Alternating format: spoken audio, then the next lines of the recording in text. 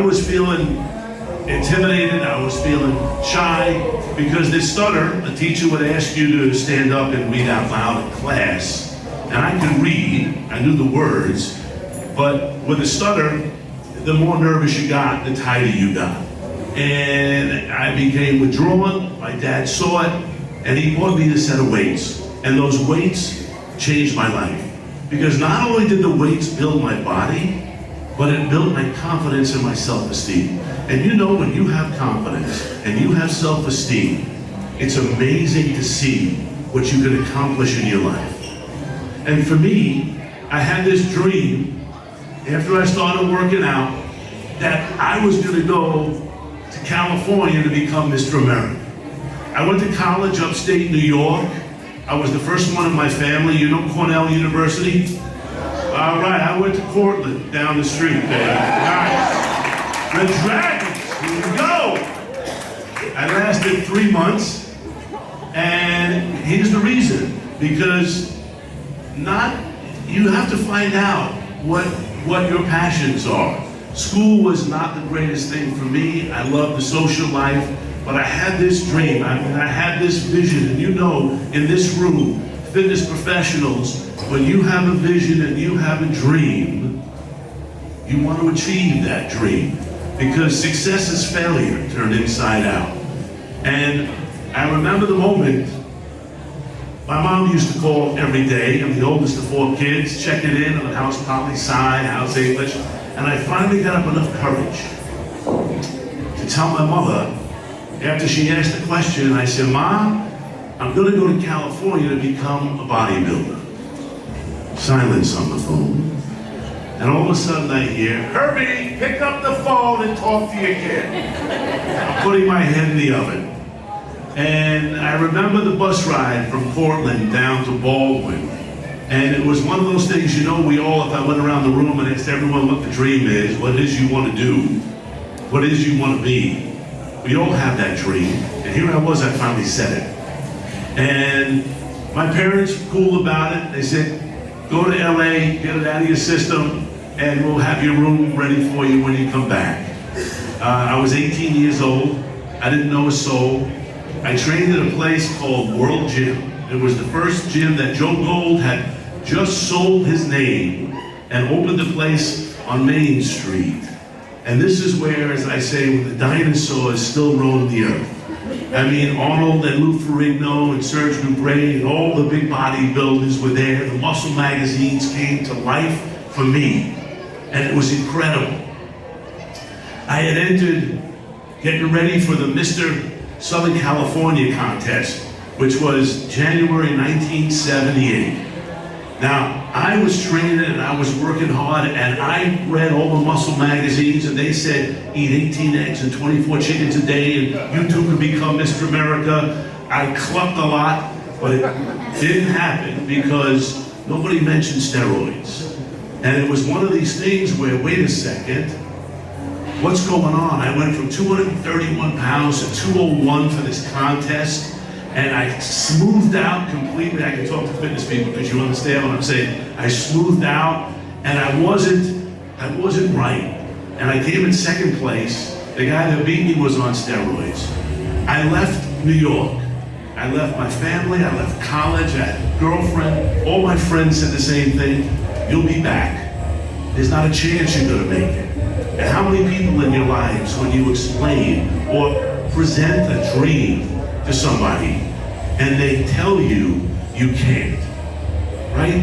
I'm a big believer in, let's change the words I can't to I can, and believe it. If you have that dream, write it down. Write it down on a piece of paper, not on your phone. Write it down on a piece of paper, keep it with you. Next to your bed, in your pocket, in your wallet, whatever it is, and read that dream. Because you can achieve anything you want in your life as long as you believe. Because the world lets you be what you make them believe you are. I'll say it again. The world lets you be what you make them believe you are. So here I was. I left everything. I'm here in LA. The reason why I never took steroids, very straight, I was afraid. I was afraid to put a needle in my own Batissimo. And it made me feel like, what am I gonna do? I'm not going back to New York a loser. I knew in my mind, I'm not going back to New York a loser. And right place, right time, and here's the story, and it's fun to tell this story, is I was living in Studio City, and I'm at the gym, first of all, the World Gym, and this guy comes up to me and says, you know, your facial structure looks a lot like Lou Ferrigno's. Have you ever done stunts? And I said, well, I grew up in New York, I've done plenty of stunts, you know? They said they're doing a screen test for Lou Ferrigno's stunt double for a new TV show called The Incredible Hulk. And I said, I don't know what that means, but give me the address. And I went to Universal Studios, they put me in green paint, and obviously there were no lines, and you looked into the camera and you growled. I started that next Monday as Louis' stunt double in the first season of The Incredible Hulk. And it was an incredible experience for me. But on my off days, I used to hang out and, you know, what every good musclehead does. I trained in the morning, I caught rays during the afternoon, and I bounced at night. And here I was in this apartment complex in Studio City, California, where mostly working and mostly non-working actors and actresses were. And this actress had come over to me, introduced herself. Her name was Sandy, and she said, you know, I see you out here all the time. This is 1979, top of 1980 now. And she said, you know, I'm doing a Club Med commercial. I've got 6 weeks to get in shape. She said, you know, I like you, but I don't want to look like you. Just so you know, I weighed 245, the orange dolphin shorts. It was a great look, had a mustache, all tanned up. Yeah, it's a great look. And she said, I need to wear a bikini, and I'm hoping that maybe you could help me work out. And I thought, okay, sure, you know. She goes, but I really don't want to look like you. So Jane Fonda had just come on the scene with the high-impact aerobic business. And she said, if you could come to my boyfriend's house and do the workout there. I said, okay. She said, how much?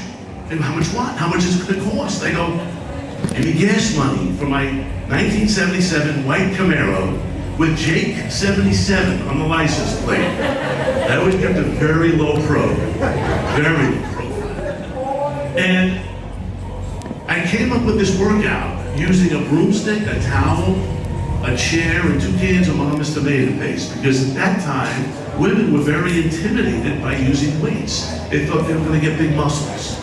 So I did this isometric strength training, exercise, resistance training with a towel. 30 minutes is all I did, because I figured she's an A-type personality. I love training, but I also love to work out and get out. I never hung around the gym.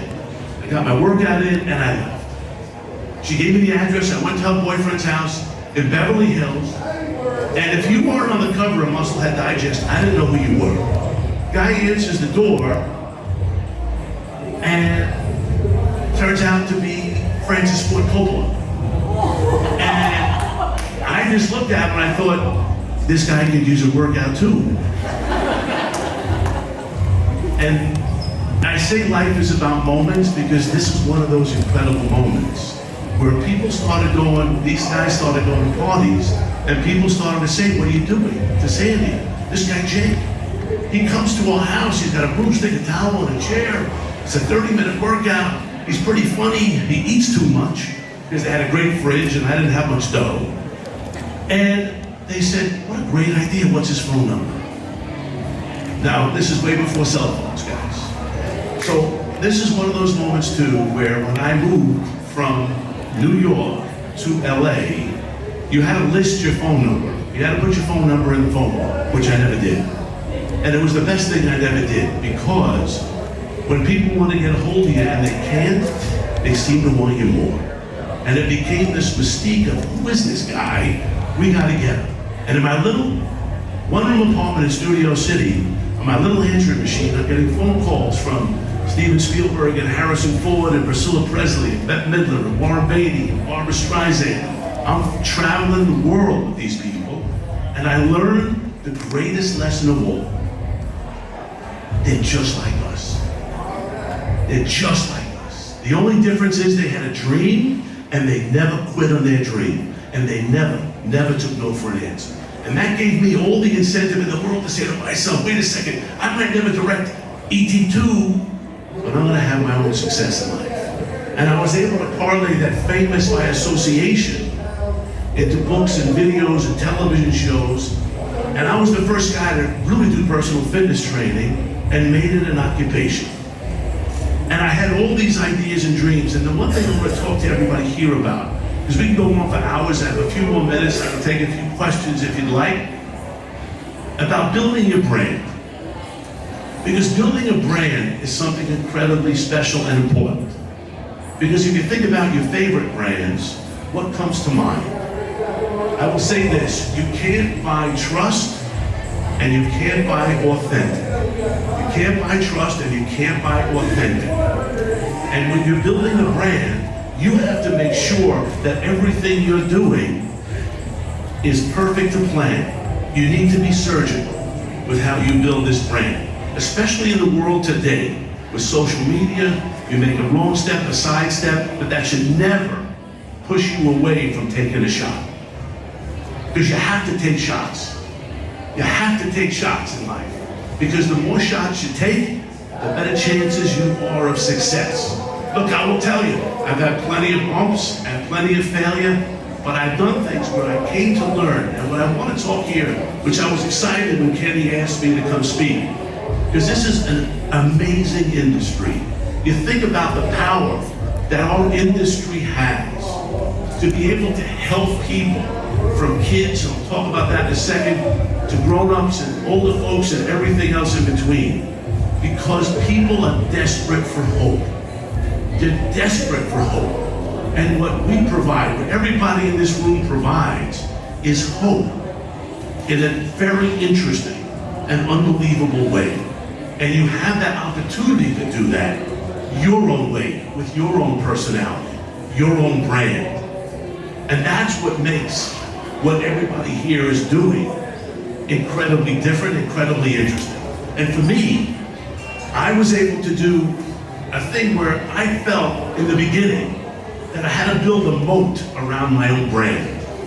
And I said to myself, wait a second, how do you do 1 + 1 = 21?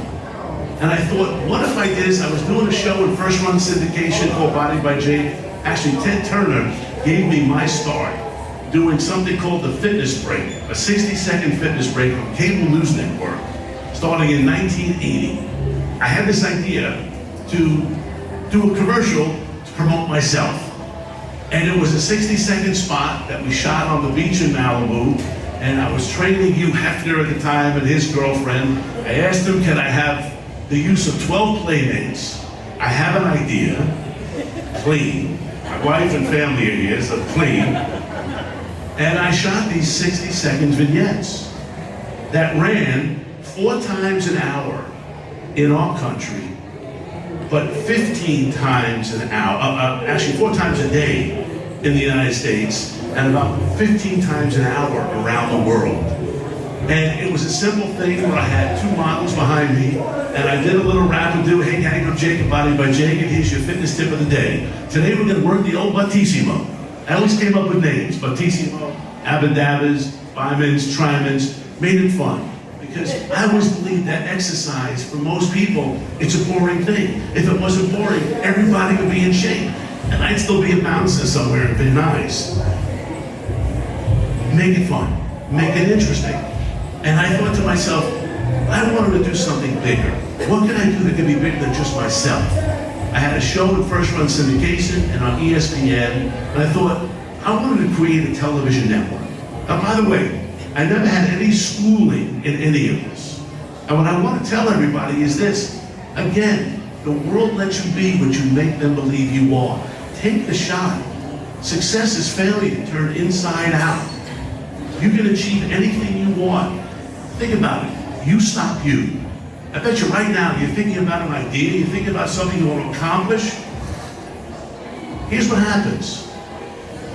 You come up with this great idea, you're all pumped up about it, You get ready to go to bed, you might write it down. By the time you wake up in the morning, before you have your coffee, before you walk out the door, you think of the 33 reasons why you can't succeed.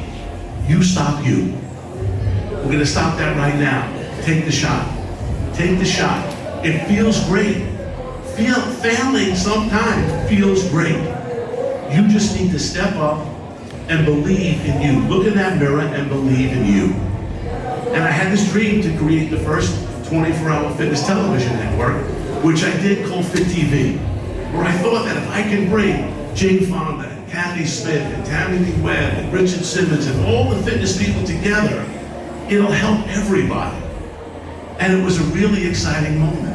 And we were able to break new stars, create new talents, and give people an opportunity to succeed. We're missing that today. In most of our lives, where all we're thinking about is ourselves. How about in this room, what Kenny has put together over the past 8 years is phenomenal. This Strong New York is a brand. It means something. It's exciting. And we have to give back. We have to give back. Because I go on about all the cool things that I've done. The coolest thing I've done, you saw the video. I was chair of the Fitness Council in California with Arnold Schwarzenegger. I've known Arnold since I was 18 years old. And when he became governor, he asked me to head the Fitness Council, which was a great honor, which I did. And I stayed on an extra year with Jerry Brown. And then I had an opportunity to take on this national position. And the position is very simple. It was very surgical. Think about it. You have a business plan. You want to be surgical on your mission. If you're raising money, if you're doing something, be surgical about the message. Be surgical about what it is the ask is. And mine was simple. I want to put as many $100,000 Don't Quit fitness centers in elementary and middle schools in this great country of ours. And I had Coca-Cola, I had Nike, and I had Anthem. Partners that I came to know and have been with me since 2006. And simply what I do is I call governors cold. I never met the governors before, and the phone calls, I should have taped them all because they're hysterical, because I've got 3 brand new $100,000 Don't Quit fitness centers as a gift to the state. And every governor says the same thing. What's the catch? And there's no catch. It's a gift. And as Kenny mentioned, 2 weeks ago we started on the road. I was in Alaska with Mike Dunleavy. I was in Hawaii with Josh Green. I was in Nevada with Joe Lombardo. And New York, I was in New York with Gary Bettman, the commissioner of the NHL, who actually stood in as a dear friend of mine. But the goal was I wanted to do all 50 states. And we were able to accomplish that goal of putting these $100,000 Don't Quit fitness centers in elementary and middle schools around this great country to be able to shine a spotlight. Because look, the news is kind of crummy these days. But I'm here to attest that I've traveled this country and met incredible people who do so much with so little in inner city schools, in suburban and urban schools, reservation schools. There are great people out there, and our kids are our future. And I will only say this to you in closing, and I can take a question or two if you'd like. I went out for my 8th grade basketball team, and I'll never forget the moment, because life's about moments, right?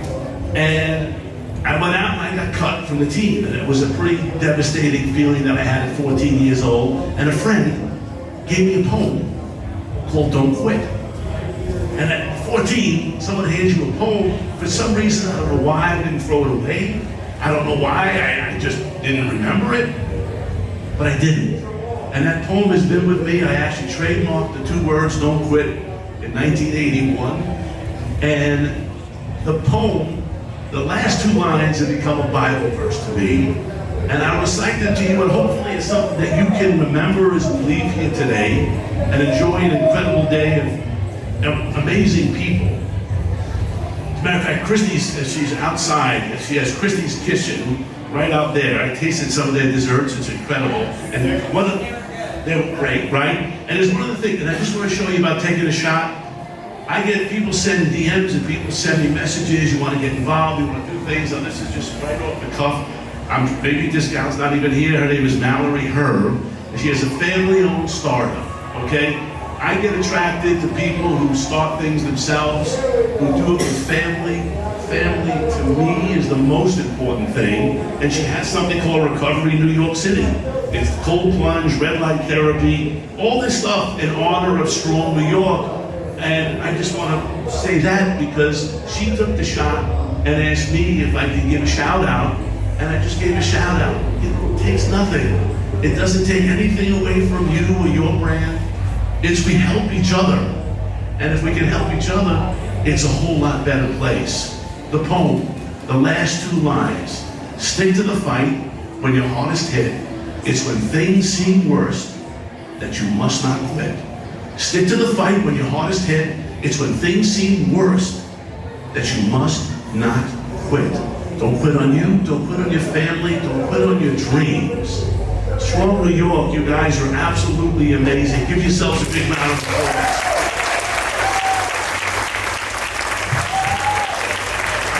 I just want to give a quick shout out because I've been on the road the last 17 days and it's been awesome because I couldn't do it without my family. My daughter Morgan's in the back. Don't leave yet, hang on. No, close the door. No. This is how we do it. 1 second, good. Morgan Steinfeld came in from London. Give a big round of applause to my daughter. My sons Nick Steinfeld, Zach Steinfeld, and Luke Steinfeld. That's girlfriend Alessia is here. And I couldn't do it without my wife. We've been married 37 years in Hollywood. We're getting an award for that. Tracy Steinfeld, everybody. I'm so happy everybody's here today. Kenny Santucci does an incredible job. Guys, give him a round of applause. You guys are unbelievable. Story never gets old. Thank you so much. That was incredible. Guys, Jake has been, around the world and back, and it's awesome that he came back here and everything worked out. Homegrown New Yorker right here, and he came to share his story with us and the incredible stuff that you're doing. Unbelievable. So give him a round of applause one more time. Does anyone have a quick question that they'd like to ask? If I can share? Yes, sir, in the back. Yeah, I want to say, what made you overcome adversity like around hard challenge they did because that made you never quit? That sounded beautiful, but I couldn't hear it. That's all right. No, please. What is it? Well, what made you overcome adversity in life that made you never quit no matter how hard the challenge may get? That's a great question. How come adversity, why didn't I ever quit? Well, I think what the stutter is I pushed myself past the stutter. You know, it's always in there. People who have a stutter know that. And it comes out at certain times, you get uptight, you get nervous. But instead of hiding from it, I stood up and fought through it. And I've been able to do that with everything that I have been put up a wall against, and you just muscle through, and it's don't quit, especially today with mental health. Kenny, we talk to the kids a lot about that, but also too here, it's okay not to be okay, as long as we talk to somebody about it. And that's why I've got three big things: health, hope, and family. When you have your health, you have everything. When you have hope, no matter how crummy the day is, you always know the sun is going to come up tomorrow. And when you have family, whether it's your fitness family, your immediate family, your friend group family, you always know someone has your back. And that's what it's about. Thank you for that question. I think we got plenty to do. Thank you, everybody. What a great day. Kenny said, give a big round of applause, huh? Kenny Santucci. Thank you, guys. Guys, we're running a little behind, so